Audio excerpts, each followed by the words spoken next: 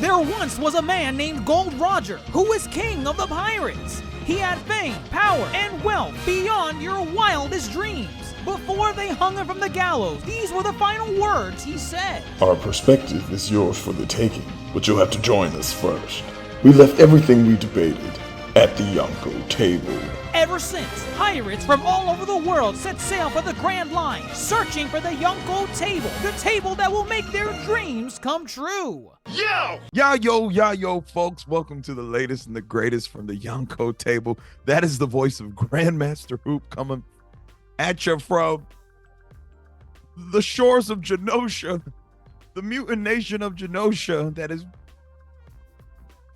words can't describe, but we're here to talk about X-Men 97, the hit sequel series to X-Men, the animated series. It's out now on Disney Plus, and we are here to deep dive episode 5, what is the mid-season finale titled Remember It. And goodness gracious, what an episode. With me, as always, of course, is fellow Yonko, DrJaceAttorney. DrJaceAttorney, this morning I texted you at 5:30 a.m. and what did I say to you? Can you read the text message out loud? I'm going back to bed. That's what it said. That's not what it said. That's not what it said, and you know it. I texted you at 5:30 in the morning, and I said, "You want me to say?" Moment, we are eating once again X-Men 97. Did I steer you wrong? This one time, I suppose you did not. For we were eating with episode 5 of X-Men 97. And it's not a simple eat. We were engorged. We choked. We gagged.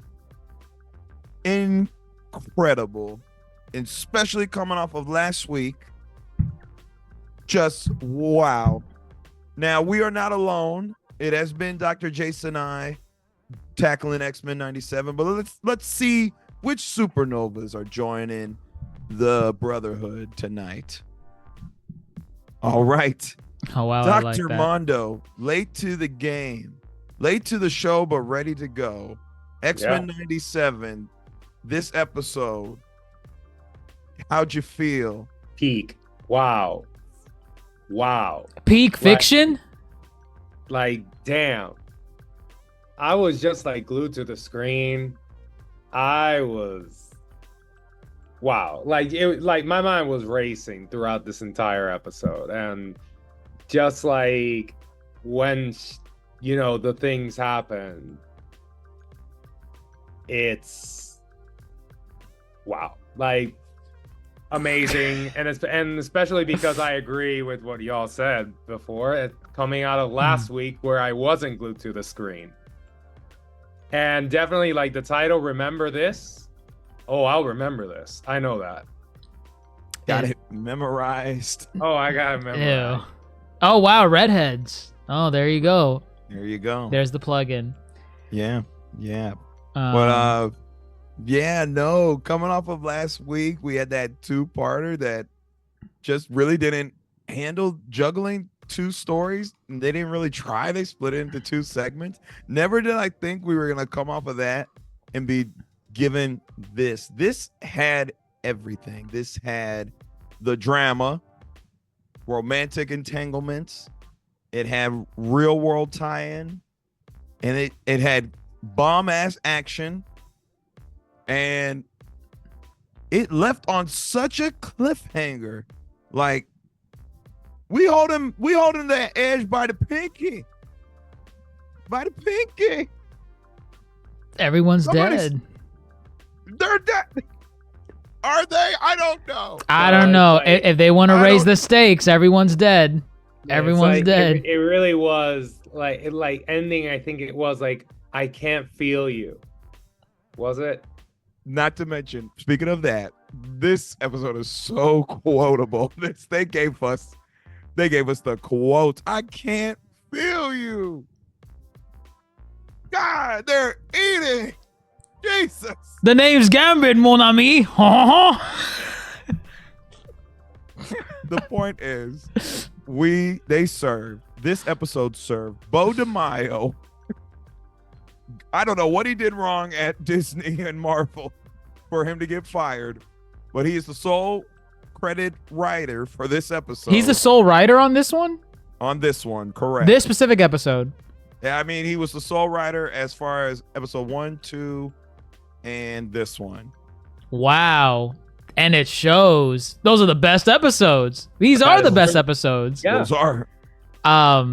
I mean, and even in the recap, this really feels like a continuation of where episode 2 left off, more so than 3 and 4.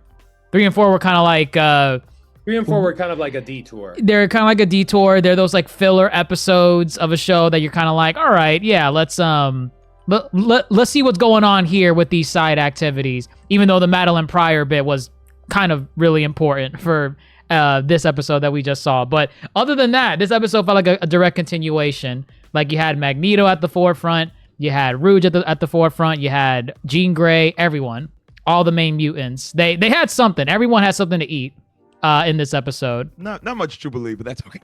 That's okay. She's busy in her video game Genesis, her Motendo thing. Let her do her thing there, I guess. Sure. Let me just ask this to Dr. Mondo. Dr. Jason and I have already affirmed we're not comic book fans. Are you coming into this relatively blind? Kind of like, I think I remember like seeing the like the OG show, Right. but like very loosely. Like I didn't like follow it. I didn't like sit down and watch every freaking episode. I don't even remember half of it, to be fair. And then comic book origins, are you bringing comic book knowledge into this? Like I have like very maybe rudimentary comic book knowledge, like with like some characters, like very rudimentary, but not by any means like, oh, I know exactly what they're alluding to. No. Got it. Okay. No, I just wanted to ask because for those, I don't know if this episode has direct comic book tie-ins as far as what actually transpires and goes down. But for those who are uninitiated in the comic book world of X-Men, this probably hit really hard. I've already seen a lot of social media just saying, like, they were crying during this episode. They were just utterly in shock given the end. And funny enough, too, I don't know if y'all saw this. Did you see the clip that was released for this episode? No. The clip that was released was with like Nightcrawler and him, interacting with Rogue and Gambit, just being friends. And I feel that was such a smart move, like a good bait and switch for what really went down in this episode. Because here people were like, oh, we're going to get a happy-go-lucky episode with Nightcrawler just bouncing around, showing everybody a good time. I was bamboozled. I mean, I like the introduction to Nightcrawler. I was wondering where Nightcrawler was this whole time. Because was he part of the original X-Men, the X-Men series? Like, he appears. He's not like in the main cast. No. Okay. There's a handful of bigger name X-Men that appear but are not part of the main cast. They kind of either come and go, or they have their one story arc and so forth. Okay, because with my limited knowledge of X-Men, Nightcrawler is my favorite X-Man, I guess, singular, X-Man. I love him, and that's mainly from my knowledge from X2 and X-Men Evolution, where he was at the forefront of both of those. Well, I would like to say X2. I think the Nightcrawler scene is probably the best. The scene in the White House, right? That might be the best live-action X-Men scene to this date. It's fantastic. Like X2 is amazing. Very. There hasn't been a balance in the X-Men films with regards to perfect storytelling and perfect displays of action and the mutant powers. If they could take what they did in this episode and put it in the movies, you got a winning formula. And It was really nice. With that said, let's get into this. And again, I think the episode does a great job at kind of, showing everybody where they're at and doing these check-ins, whether short or quick. Let's start with the simplistic stuff. The interview at the mansion. X-Men are being interviewed at the mansion to show that they are just as normal as everybody else. One, I don't know. I thought this was a good kind of holistically how this episode plays out with the idea that X-Men are normal, or they should be treated as people, but they are different, And with Cyclops popping off. Yeah, it's interesting because it's like, oh yeah, it's like I'm different, but so you're telling but I have to prove to you that I'm not different for you to treat me like a human being. There it is. Correct. And it's like it's like that paradox, right? It's like, oh, we want to treat you like we treat each other, but we got to make sure, and we know you're different, but you got to make us, it's like, it doesn't make sense. Correct. No. You're absolutely right. I kind of like that Cyclops popped off. Yeah, it was really nice how he popped up. He said, like, I'm different than you guys. It's like, I'm built different. It's like you can't walk a mile in my shoes. But the same way I can't walk a mile in yours. But then he goes and says, I am different, and that saved your ass countless times. Exactly. Me being different. Y'all are ungrateful. That is they kind of are. It's the truth. It's like, how many times has he fucking saved their asses, and how many times have they just like pointed guns at him? Who are the main villains that they've defeated in this in this continuation? Freaking baby. Who are the main villains? Who are in this continuation? Who is it? Apocalypse is in this, right? They defeated Apocalypse. All the Magneto shenanigans every time. Correct. All the Brotherhood shenanigans. All the Mr. Sinister. The Sentinels. To a certain degree, the Phoenix. The Phoenix. Sure. Yeah. Phoenix. I don't know how much of this is public knowledge, but he's absolutely right. They have a resume. Correct. They have. We're handing out credits. Receipts. They got him. And I felt he was justified in him popping off. Versus, Beast is like, old blue blushes too. Oh yeah, he was off in the corner. Just acting all dokey. And you got Jubilee. Oh, it's more hands-on with giant death traps. But no, I like how Cyclops was the one to kind of reel us back in and be like, we shouldn't have to prove anything to be treated correctly. I thought this was I think this will hammer home later. And it really just emphasizes like what Magneto says on episode 2, I think it is. It's like, we don't want you to love us. It's like, we don't care about that. But you have to acknowledge that we exist. And we share this world. And we deserve the same as you. Correct. It's like, you don't have to love us. Hell, you can hate us for all that you want, but you have to acknowledge that we exist. Correct. And again, we'll get to the ending, but I think that really hammers it home. More at the mansion, we get more of the Jean, Logan, Madeline, Cyclops drama. Dr. Jace, I guess maybe you were right. Wow. What are the odds? Yeah, care to explain? I called an episode 3 because that was when the whole Madeline Pryor thing, Goblin Queen. I was saying with these two, they made a clone of Jean Grey because they're gonna do some plot line where they're gonna pair up the real Jean Grey with Logan and Madeline Pryor with Cyclops so that they could both have Jean Grey or a version of Jean Grey.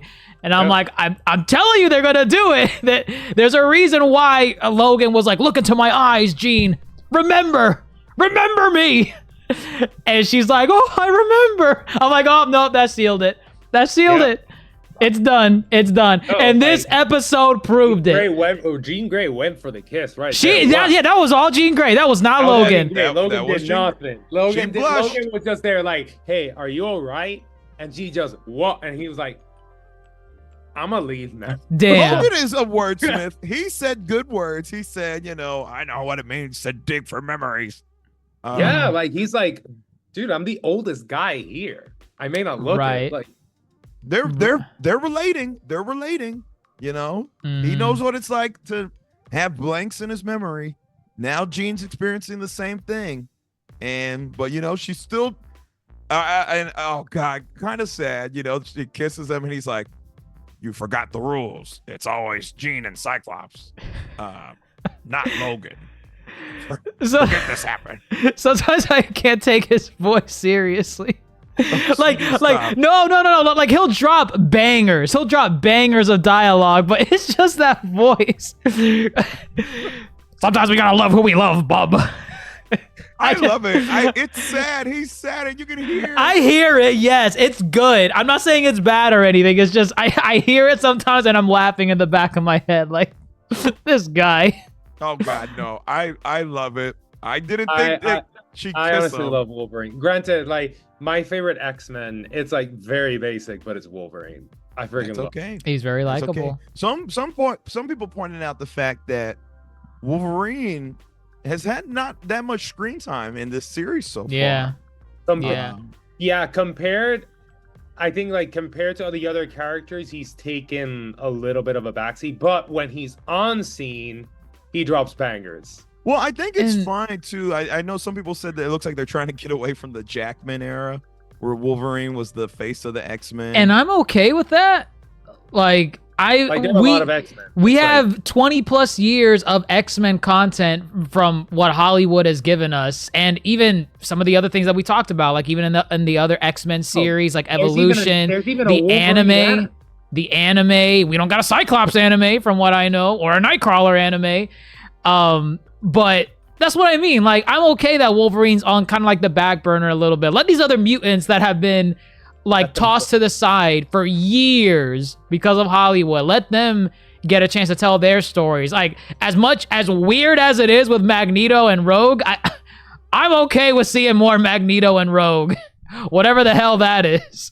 We'll come back to that. Goodness. Yeah, I'd rather see something new like that than just like at the forefront, seeing X-Men 3, Hugh Jackman and Jean Grey plastered on screen again, having their love, The Wolverine hype, people, I think the creators knew it's X-Men, not Wolverine and the X-Men, like that one series would like to showcase. Right. And like, I wouldn't be surprised if Wolverine will have like one episode to shine here. I mean, he probably will. He's likely gonna have one episode to shine, but it's like, I think they're being very obvious that like it's not all about you, bub. But that's the truth too. In the original series, it was all pretty equal. Like Wolverine was not like the forefront every single episode. It was very much shared. So I'm glad they're getting back to those roots in that sense. But I like how Wolverine is short too. He's short kings. Short kings. He has to look up at the queens, and that's okay. That's all right. He like to climb. I'll climb that. That's what he says. I'm gonna climb that Phoenix. Correct. I can burn all you want. I'll heal. But how about the Scott? What are you doing? Gene, it's nothing. Oh man, I was so confused by this at first. I was like, what's going on? Who's who? Who's mad at who? Is this a flashback or? I was like, oh my god, so Gene did go talk to him. Right. I thought no, it's not what happened. It was Goblin Queen. See, Scott wants the baddies. They have a baby. Who said a baby can't save a relationship? It's fair. He has that connection with her, and I don't blame him. And Gene is being unfair Jean's being unfair. Ooh, you think Jean's being unfair? I think she's being unfair to Scott's feet because Scott is clearly if you were in Scott's shoes, what would you do in this scenario? Dr. Munder, what would you do? Brandon, it's like wow, deflection. It's like I understand like Jean's rage, right? Because it's like one, like she felt, yeah, like my life was taken away from me. There was this other person that was living it for me. Basically, everything that was precious to me, I kind of lost it to this clone of mine. But it's like but she's being very selfish. And again, it's like not gaslighting Jean here. It's a complicated thing. In what real scenario are you gonna experience Scott this? Is also like Scott is grieving the loss of his freaking child that he lost him. Like he's never gonna see his kid again. Well, right. Wow. But like he thinks he's never gonna see his kid again. Right. And it's like everything that he was living was not a lie, but it was like it's a lie, but it was real. It's murky. Wow. It was a lie, but it was real.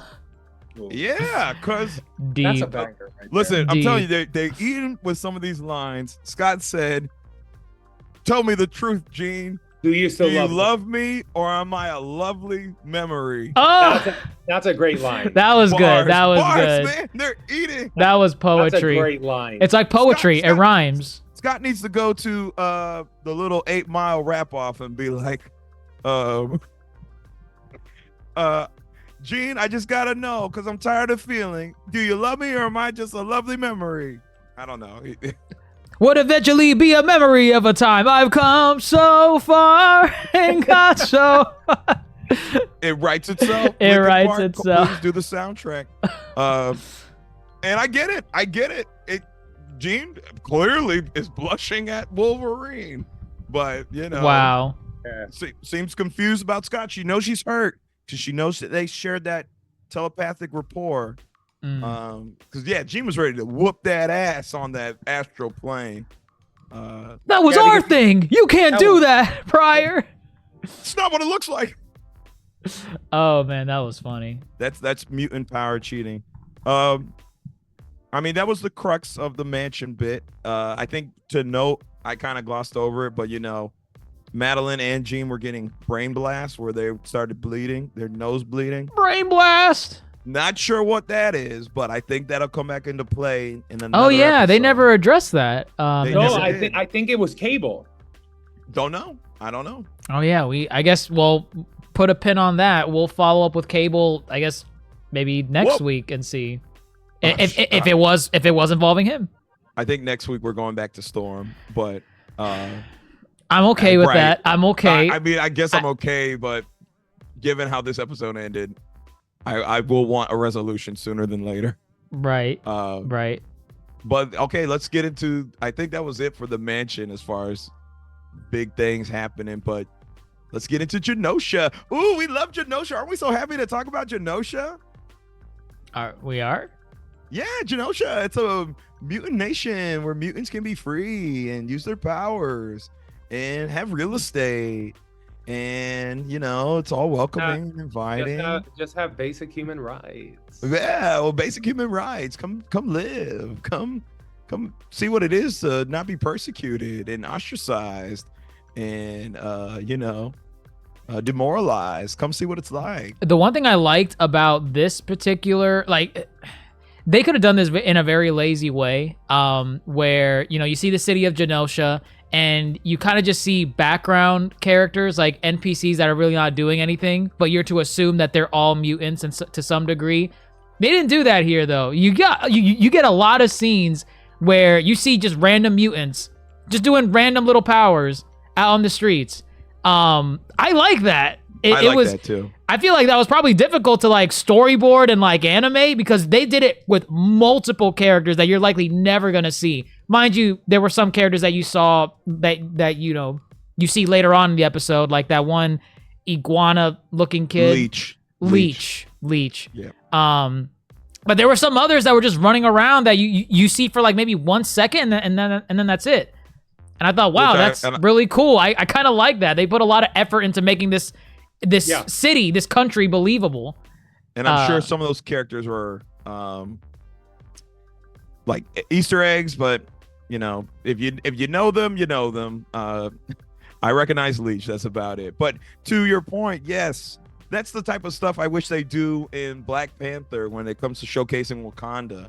You know, I mean, again, it's shorter form here, but it really does work. We just need to have this idea that Genosha is a fully functioning country where mutants can be free. Right. And we get that. And I think it was good to see that, given what happens later in the episode. But you know, Genosha seems all really good. They have quite a cabinet or council of mutant people running the show. I don't know if y'all recognized everybody who was in charge here in Genosha. Emma Frost is here. Okay. I don't trust her as far as you can throw her. Why? Do you see who she's with? You remember Sebastian Shaw? Sebastian, that sounds familiar from the MCU. Kevin Bacon from X-Men First Class. Kevin Bacon. Oh, him, the guy with the coin that had the coin thing through his head. Yep. Wow. That's him. They're around. That's not a good sign. I don't think. I don't know. Emma Frost was saying some stuff. I think she was reading people's minds. I don't know. I don't trust her. Nightcrawler is the head of religion and faith. That's cool. That makes sense. So that's always been his thing, right? Nightcrawler. Faith, yeah. Okay. Okay. He wears it on his sleeve. I think he turns to church because they think he's a demon. Okay. Despite me being a fan of him, I don't know if the whole church gimmick was just something that maybe the movies added, but I remember it being like a big factor in X2. Like that was part of his character, the religion element. So, okay. Neato. Madeline Pryor got a job real quick. What a resume. Right. Find out you're a clone, turn into an evil goblin queen, and now you're sitting on the council. Why doesn't she wear the outfit? Oh, you need to stop. Why does she? It was a phase.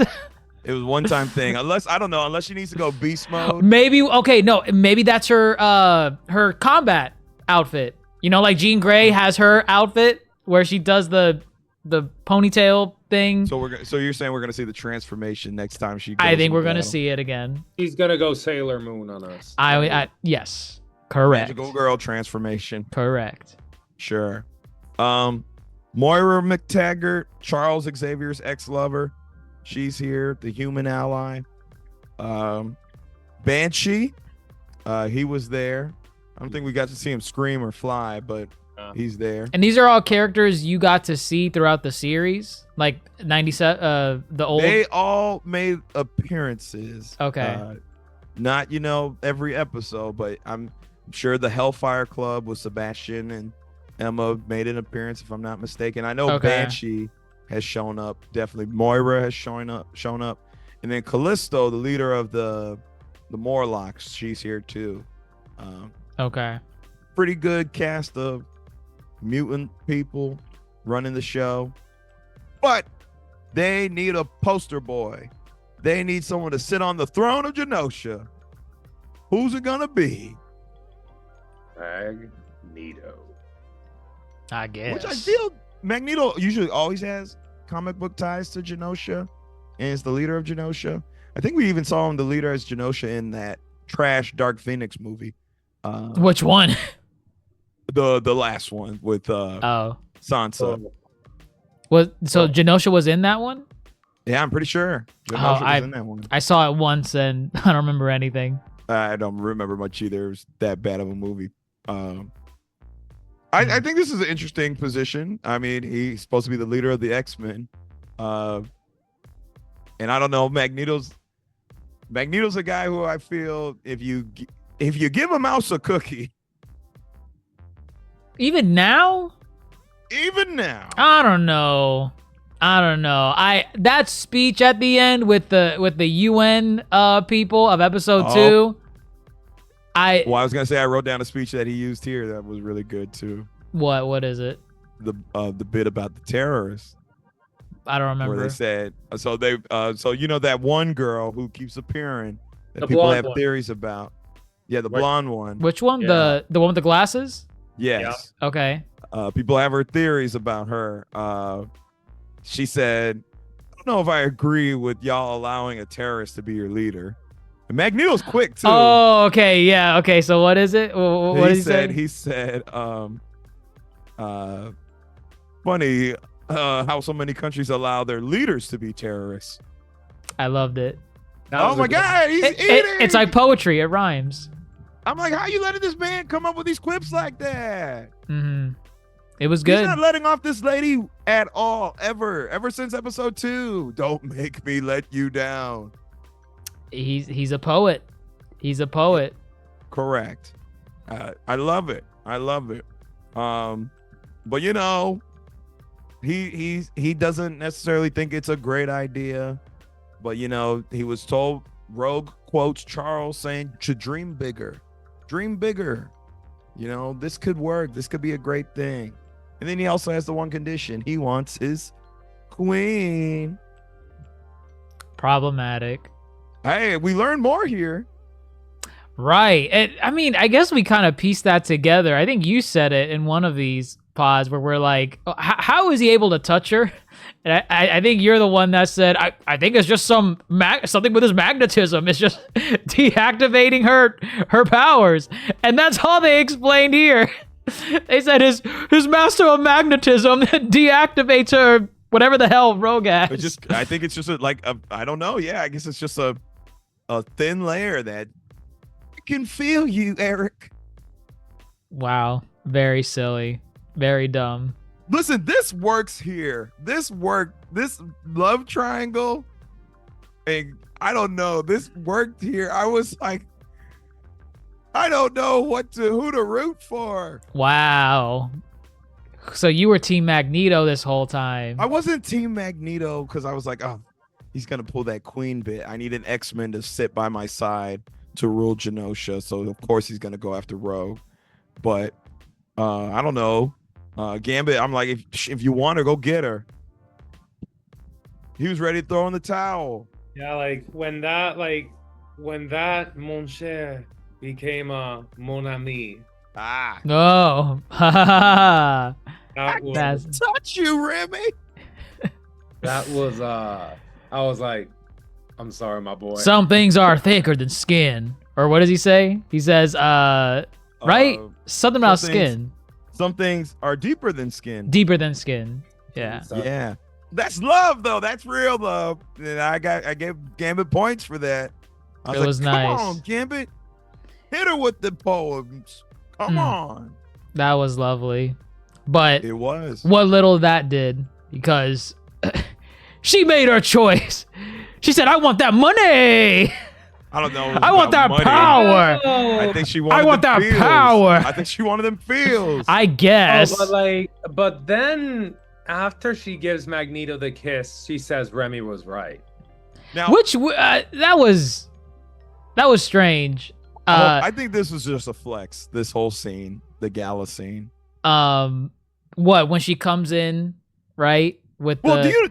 I had to play Shazam on that song. That's a song. You know Ace of Spades? Yeah. Or Ace of Base? Yeah. I saw the sign. Yes. That's them. That's their song called Oh, Happy wow. Nation. I didn't know. I was like, oh, money. They got soundtrack on here. I guess. I was like, okay, cool. I just thought it was really funny when they no one was shocked when Rogue came in flying in and when Magneto started dancing with her. But the second they kissed, you heard all these gasps in the rooms like, egad, isn't he 80? I'm telling you, he's not that old. Everyone was on board for Rogue coming in and dancing with him, but the second they kissed, they were just, they had enough. They had enough. They're like, no, this is wrong. Jesus. Oh my Oh god. man, go watch that scene again. That is literally what happens. Man. I think you're right. I think you're right. There was some gag there. There were some Can't gags. breathe. I can't breathe. He's kissing Rogue. He's old. Oh my god. This is Genosha. That does age. Let me not say that. Yeah, what? You want to clarify? You want to clarify? Wow. No. Down. But you know, you're right. She kisses him and she says, "Gambit was right." Yeah, what was that about? She just wanted to kiss. She wanted to feel it again. But like, so she did it, but she's like, I'm going back to Gambit? Is that? She realized it wasn't enough. It wasn't enough. I don't know. You don't buy Problematic. it, huh? I don't You buy don't it. She's Wow. problematic. She's problematic. You don't like a fickle girl. Listen, she wanted a taste of that wrinkly skin. She said, I want to know what that feels like. And when she got it, she's like, nope, can't do it. I can't. That's mean. That's mean. That's what she did. That's what she did. You're an ageist. She said, I'm going back to mon cher. And that's what she did. Well, try to. Well, I mean, it seems we're gonna have a happy-go-lucky ending here. She's gonna go back to Gambit. Magneto's gonna be ruler of Genosha. Turn off the music. Turn off the music. Who's Who that? shows up? Cable. Cable. What's he doing here? So when Pryor sees her, she knows who he is already. Has Not Cable? at first. So she's like, what? Like, you know, like what's this and all that? She, no, then- but she called him by his name. They've met Cable before. That okay? So But they did- that's what I'm going to ask then. When did they meet him before? In the old series? Yeah, in the old series. Okay. But they didn't know. But they didn't know that Cable was Nathan Summers. Correct. Right. That is correct. Okay. But did he know? He knew. He knew. He knew. Okay. Interesting. But even so much, because Madeline was not in the original series. quote unquote. Right. Yeah. To what we know. To what Right. extent? So he actually knew more. Okay. You know, he knew how these events were going to play out. But he's here issuing a warning. And his time thingy is about to slip, and he's about to slip back. I'm sorry, Mom. He said this music was cringe. Turn it off. You don't know what you're doing. That's not what he said. He said his only assistance was turn off the music, which leads me to believe the music. Turn it off right now. You don't know what you're gonna. You don't know what you're getting into.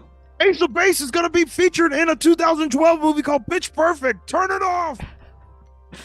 They weren't fast enough. Pitch Perfect happened.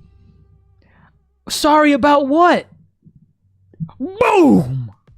Yeah, no, it wasn't an immediate, right? It was like Right. no second to kind of think and nothing. Nothing. I thought initially for those first 5 seconds, I thought everyone that was in Genosha died. Same.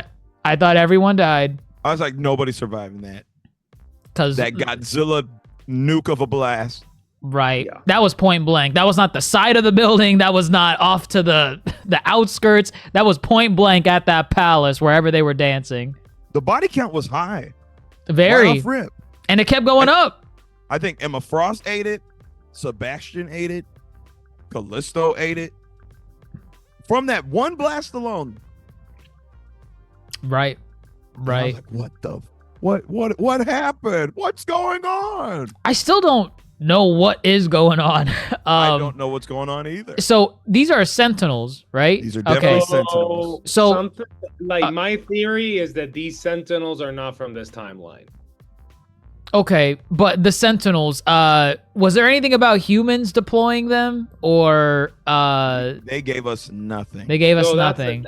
That's why. Like that's why I think it's coming like from the future. Okay. And that's kind of why Cable was there. Well, Okay. also, they had not encountered any Sentinels with a blast like that. Yeah, that Yeah. was a new one. The green blast, the triple three head. heads. Right. Right. right? Yeah, no, that was brand new to them.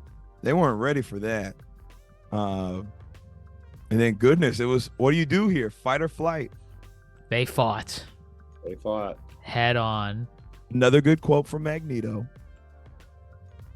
We shall not live our days wondering if we could have saved more. It's like poetry. It rhymes. What the hell, man? They give this man the best lines. Yeah. For a reason. For Because a reason.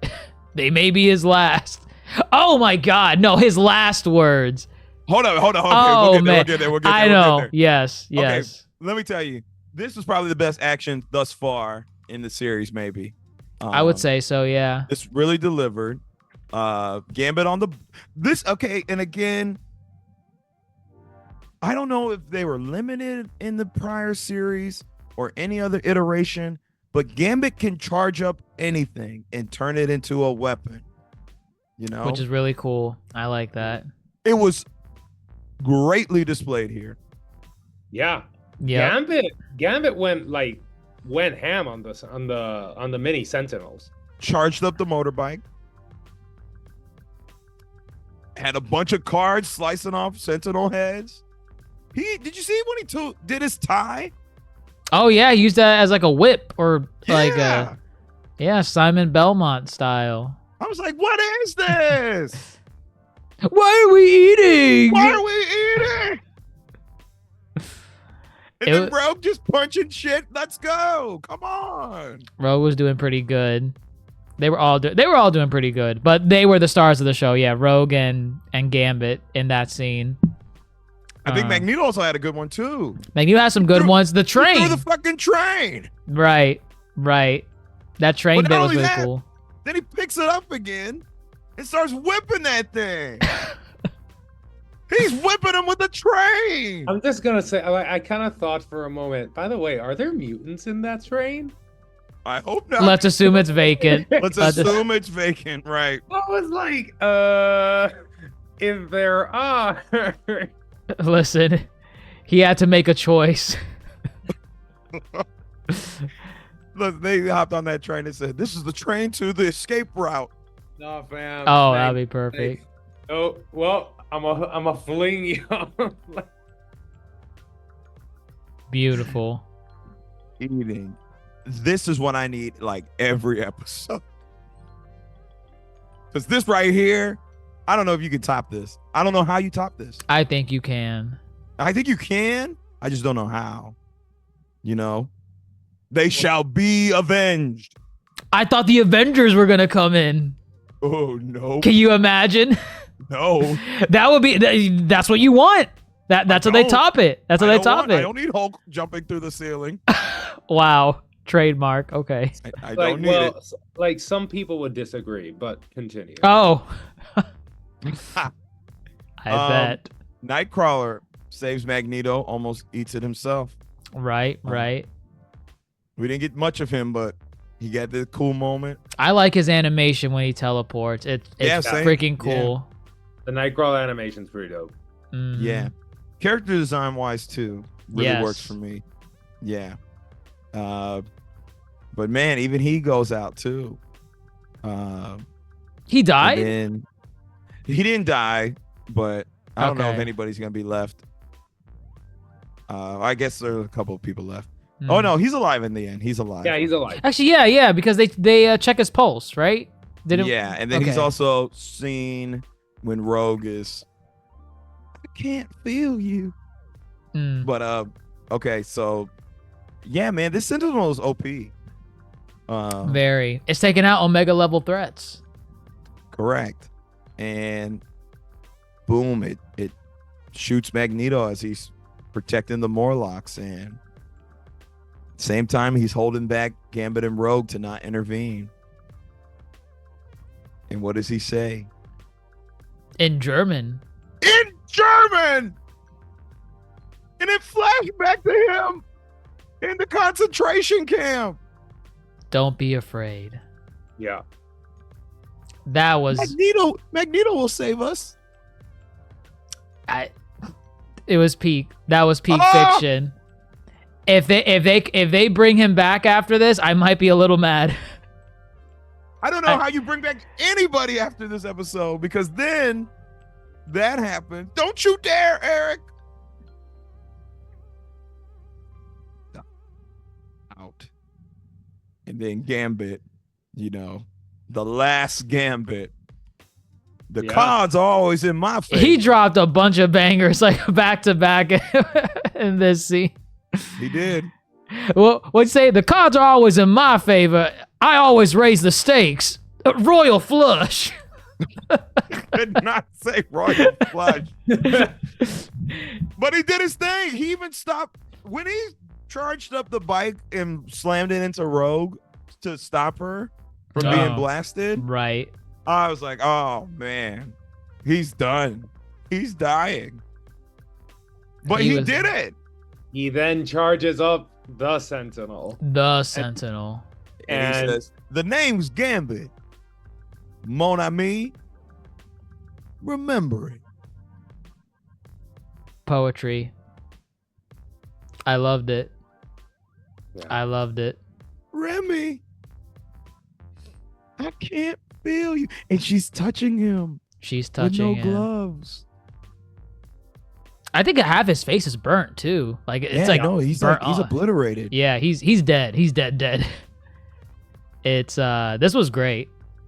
I just wasn't expecting any of this. Did because all these deaths caught me off guard. Was there like an air of safety like from the 90s show? Like did people actually die or because they not eat it? I don't think so, no. Okay, because like because be uber violent. Right, it couldn't be uber violent, but like, if someone were to die, they would make it like an extravagant one, like maybe they just like blow up or something, they self-destruct. But back then, being a 90s show, and these were like major characters, and they had to sell toys, I don't think they wanted to kill off any major players in the main cast. Well, listen, I think they actually did a major retcon with Xavier, because he was in this series, he died by the hands of Gyrick because he shot him. Right. I think in the original series, he shot him, but he had to go off with the Shi'ar Empire, the alien race that he's in love with, the Lalandra, their leader, and that she would heal him, but she has to take him away. Xavier. And I think they went and retconned it because they wanted it to have more stakes and realism. That he died. That he died. Right. He died. He was assassinated. And again, the allusions to real life, scenarios, X-Men does a great job with that. This was genocide here. Straight up. I need to know who sent in those Sentinels. Right. Yeah. Because part of me felt like there's maybe like a subplot, like maybe something shady with the humans.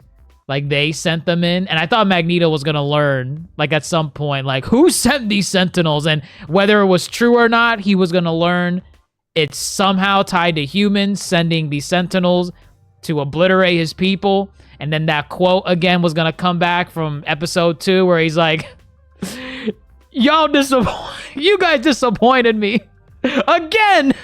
And I thought he was going to go in, but that's not what happened here. That's not. He died. And I don't know where we go from here. Everyone's dead.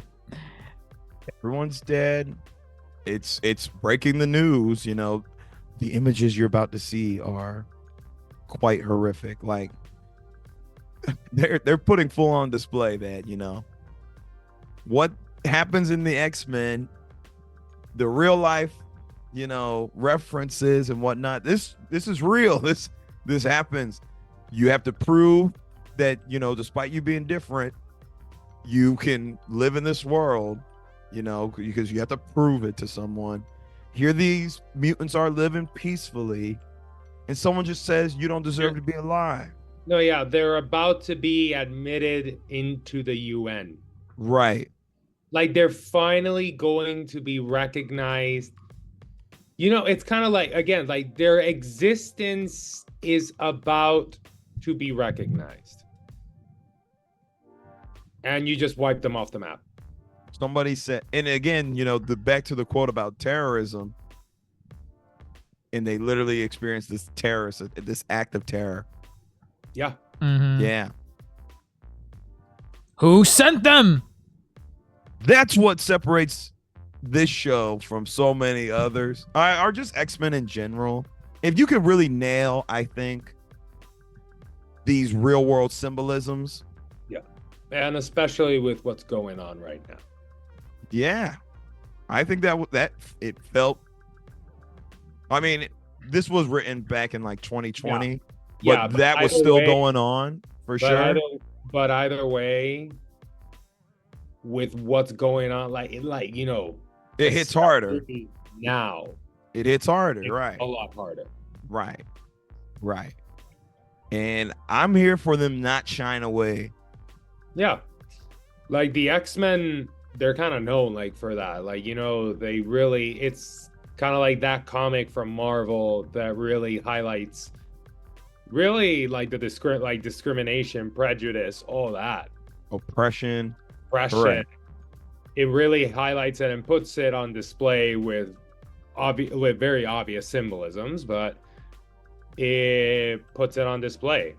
I think after last week's episode, they said, here's a reminder. Yeah. Y'all called us mid? Take this. I think they needed to give us a very chill or whatever before they mollywopped us with this. Pretty much. I think so. This hurt a lot. Yeah. I think that those Sentinels were sent from the future. I do think they have to be. Just given Cable's presence. The technology, Cable, the moment in which they were sent, it's the moment where they're about to become a UN nation, where Magneto and Rogue are to become the rulers of Genosha. It was the opportunity. It was this kind of branch point, a turning point of events, and they sent it right there. That definitely that came from the future. I can only think you save everybody here with a time travel plot. Yeah. Oh, that something tells me they might go so they might try to catch it. Cable needs to go back sooner. Yeah. That makes sense. If they need to go to the future to prevent this from coming back. Exactly. The only way. There's no way they just cleared the board like that. Yeah. They cleared the board. This is the plot of Sonic 06. Always. I will find the Iblis trigger. Definitely, I wouldn't be surprised if what goes on is that Cable appears at the mansion, and there he takes some of them to go to the future, their future, but his past to a certain degree. Time travel is a must. Yeah, of preventing them from sending them in the first place. Did you guys notice that because in the intros to these every episode it's slightly different every week? Mm-hmm. Because I think this week's episode was the first one that showed Cable. Yeah, it showed Cable and Apocalypse. Right. So I'm wondering if going to Dr. Mondo's point, if maybe in next week's intro, maybe there'll be some hints as to what the plot's gonna involve. Maybe they'll show more future elements in the intro. With kind of Cable's life, his backstory. Right. Yeah, where's Bishop? I don't think Bishop and Cable are. Remember, Bishop took baby Cable.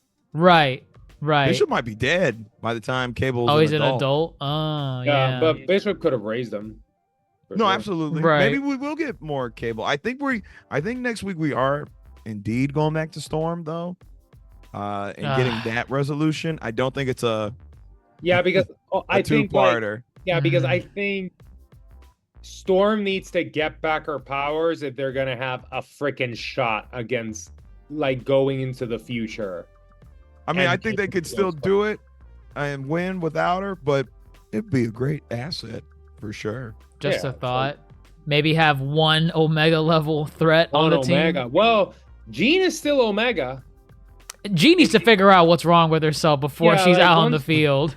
Yeah, like- She's about to do lost. squat right now. No, yeah, but if Jean figures out her shit, like she's Omega. Right. She worried about the wrong things.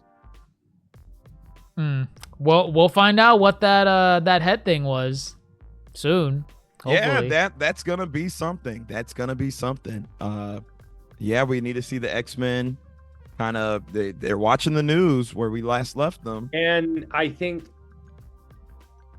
like, Grant, I don't know like where they're gonna go with this, and even if they're gonna go, but like, just like my background, like Rogue's look, Oh yeah, she's pissed. Oh, I she's love that. Devastated. like Oh, devastated, but it's like the amount of rage that she had, and like especially like how she's always like quoting the professor. It's hard to quote the professor when shit like this goes down. It's very hard to quote the professor when shit like this happens. Right. It's hard to stick to those morals. So it'd be interesting to see where her character goes with regards to this. But hey, all hands on deck. Nightcrawler, step the fuck up. Let's go. Go get Shadowcat. Go get Iceman. Go get Colossus. Go get Psylocke. Oh, wow, they're all It's in time there. to step up. Like, just for me, because granted, again, I'm very, very rudimentary knowledge in the comics, and I saw like the X-Men movies that Hollywood did. Is this kind of like Days of Future Past? Ooh, don't know. Couldn't tell you. I couldn't either. Yeah. But I want to say yeah. no. Okay, good. Like I'm just like asking. Well, I think with Days of Future Past, isn't the logic that they are in a devastated future and then That is they true. they are in a devastated future, yeah. So this is not like okay. right. That was my understanding with Which it. is also, from my understanding, a different timeline from Cable and Bishop's timeline. right. That's true. Yeah. X-Men fans, come for us. You know the deal. No, X-Men fans, educate us. As simple as that. Sound off in the comments because y'all always do it anyways. Not too much though, because we don't want to be spoiled. I'm thoroughly enjoying my, less knowledge, and more or less blind coming into these. So, Right. but best episode, peak best episode thus Definitely. far. Best Yeah. episode. Absolutely, yeah, without a doubt. Without a doubt. Literally everybody got a moment. I don't know. That Magneto speech is peak. Don't be afraid. That was peak too. That was very peak, but it was just a phrase versus a monologue of peakness that Magneto gave. No, but like, Yet- but if we're gonna talk about like an episode as a whole, like this is the best one. Like I'm Fair. not debating that monologue that Magneto has in episode 2 is fantastic. I'm not debating that. And as a single moment, like where a character just like really has like the best lines, yes, maybe that is the best moment. But best episode, this one. That's fair. I don't know how you top this. I really don't. Funny enough, Bo DeMaio fired from this show. I think he finished his work with season 2, though, if I'm not mistaken. Do we People even were- know what happened there? We don't really know. There are suspicions. Nothing official. Nothing official. Some people think Disney found out about his OF account, but I doubt that's the reason. But I don't know. Yeah, we don't know. It's speculation. It's speculation. I think it hurts the Disney brand if they were to come out and say why they fired him. So that's why they haven't. But you can @ him on Twitter. Somebody added him about this episode. He said, and this is just the beginning. Oh, wow. So he's responsive. He's responding. He doesn't work for them. But it's his work. It's his It work. is his work. Wow. Interesting. Very interesting. The plot thickens. Plot thickens as We are left in a devastated trail of tears here for the mutant nation of Genosha and the X-Men and the mutants of the world. We don't know what's in store next, but we are here for X-Men 97. This is going to have 10 episodes, right? 10 episodes. Oh, God, it's 10? Jeez. This is a mid-season finale. Wow. Ugh. The last 3 episodes, 8 through 9, are one episode, or just back to back. It's Tolerance is Extinction, which is what Gyrick said to the X-Men in the jail cell. Magneto responds, protection is extinction. So we in for something. We in for something. We are here for X-Men 97. Gross. That is it from us here at the Yonko table, covering Remembering X-Men 97, episode 5, mid-season finale. Take a moment, folks, after listening to this. Take a breather. Come back next week for more X-Men 97 fun. But thank you for listening on your various podcast stations, Apple Podcasts, Spotify, Google Podcasts, wherever you listen to us. Thank you for the support on social media, Facebook, Twitter, Instagram, TikTok. Thank you for the feedback and your viewership on YouTube with DrJaceAttorney on his page. Make sure you check it out. And of course, X-Men fans, we got a Discord. Come join the discourse. Educate us. Hit us with actually. We welcome it. Well, that is it from us here at the Yonko table. I'm your host, Grandmaster Hoop, fellow Yonko, DrJaceAttorney, Supernova, Dr. Mondo. How shall we close this? It's time to royal flush this house of cards, mon ami. He did not say that.